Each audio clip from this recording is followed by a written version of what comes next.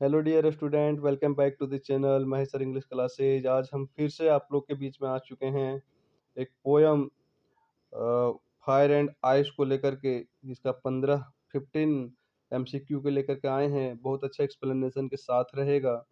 तो question number 1 है, what does fire symbolise in the poem. इस पोयम में फायर किस चीज को सिंबलाइज करता है? तो फायर इस पोयम में डिजायर्स को, इच्छा की ओर, दैट मीन लालच की ओर, उसका प्रतीक को शो करता है। तो ऑप्शन नंबर डी यहाँ पर राइट आंसर हो जाएगा।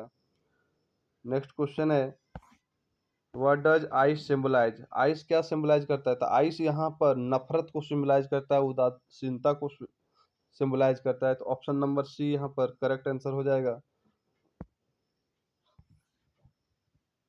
नेक्स्ट क्वेश्चन है, what is the poets first preference for how the world will and. कवि महोदय जो स्टैंजा नंबर 1 में बोले हैं कि मैं फायर की ओर सपोर्ट करता हूँ, मैं फेवर करता हूँ फायर को।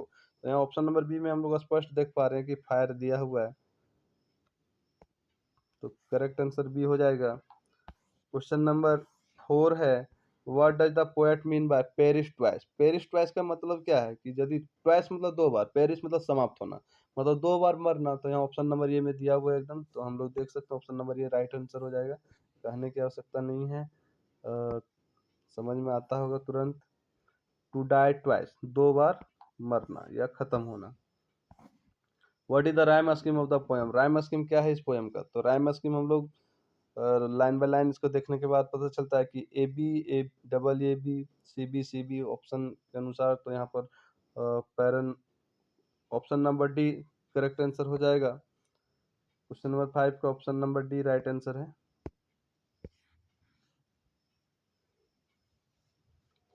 6 नंबर क्वेश्चन है, according to the poet what is also great for destruction. Poet के अनुसार कौन सा चीजें भी खत्म करने के लिए बहुत है, ग्रेट है, कोई भी चीज को खत्म। तो कहता है आइस को भी।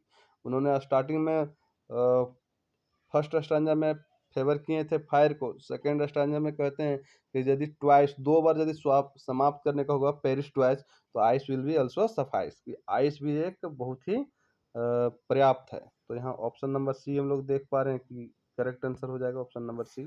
आइस यहाँ दिया हुआ है, ये भी डिस्ट्रक्ट करने के लिए काफी है।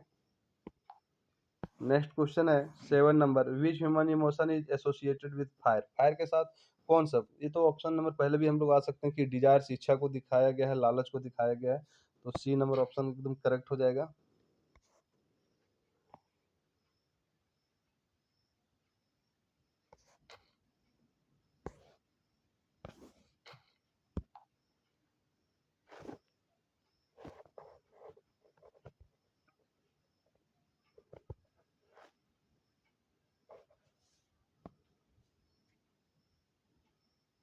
ऑप्शन नंबर सी यहाँ पर हो जाएगा डिजायर्स। नेक्स्ट क्वेश्चन है, which human emotion is associated with ice. Ice के साथ कौन सा ह्यूमन इमोशंस जुड़ा हुआ है? तो हेटेड, घृणा का बात कहा गया है कि आइस के लेकर के कहा गया है। आइस यहाँ सिंबलाइज करता है घृणा को, हेटेड को। ऑप्शन नंबर बी सही आंसर हो जाएगा। नेक्स्ट क्वेश्चन है, क्वेश्चन नंबर 9 है, what literary device is used in the poem. कौन सा लिटरेरी डिवाइस यूज किया गया पोएम में? तो इस पोएम में मेटाफर का प्रयोग किया गया है। फायर और आइस को मानवीय भावनाओं को रूप दिया गया है। तो यहाँ पर ऑप्शन नंबर बी मेटाफर एकदम राइट आंसर हो जाएगा।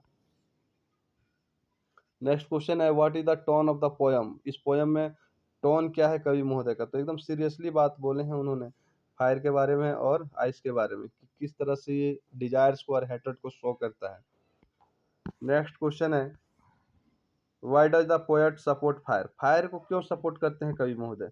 तो इसलिए क्योंकि ही नॉज डिजायर्स, वो जानते हैं लोगों की इच्छाओं को, वो अपने अनुभव से बताते हैं। तो इसलिए उन्होंने बताया कि फायर का समर्थन किया उन्होंने, कि ये डिस्ट्रक्ट करने के लिए काफी है। लोगों में इच्छाएं बढ़ेगी तो ये संसार को समाप्त होने में बहुत देर नहीं लगेगी। तो यहाँ पर देख सकते हैं option number C right answer हो जाएगा। नेक्स्ट क्वेश्चन है, what would suffice according to the poet. Poet के अनुसार से क्या पर्याप्त होगा? तो उन्होंने बताया था कि यदि इस संसार को, इस वर्ल्ड को पेरिश होना होगा ट्वाइस, 2 बार, तो ice will be also suffice, ice भी पर्याप्त है। ऑप्शन नंबर बी हम लोग देख पा रहे हैं, बिल्कुल सही है, आइस। नेक्स्ट क्वेश्चन है, which poetic device is used in some says the world will end in the fire. इसमें से कौन सा पोएटिक डिवाइस का यूज किया गया है? तो हम लोग देखते हैं सिंबली, मेटाफर, रिपीटेशन और पर्सोनिफिकेशन कह रहा है। तो हम लोग हमेशा इसमें देख पा रहे हैं कि सम से the world will end in fire, yes yes का बार बार यहाँ पर रिपीटेशन आ रहा है, डब्ल्यू डब्ल्यू का रिपीटेशन आ रहा है, तो हम लोग देख पा रहे हैं तो ये रिपीटेशन है, दैट मीन सम से को दिखाया गया है, तो ऑप्शन नंबर सी हो जाएगा राइट आंसर, रिपीटेशन है। 14 नंबर क्वेश्चन है, what is the central idea of the poem. Central idea क्या है इस पोयम का? तो इमोशंस कैन डिस्ट्रॉय, इमोशंस जो है, इंसानी भावनाएं जो है वो डिस्ट्रॉय कर सकता है, विनाशकारी हो सकता है, यही इसका सेंट्रल आइडिया है। ऑप्शन नंबर बी बिल्कुल करेक्ट आंसर हो जाएगा। एंड लास्ट क्वेश्चन है, what kind of poem is fire and ice. Fire and ice किस तरह का पोयम है? तो ये फिलोसॉफिकल पोयम है।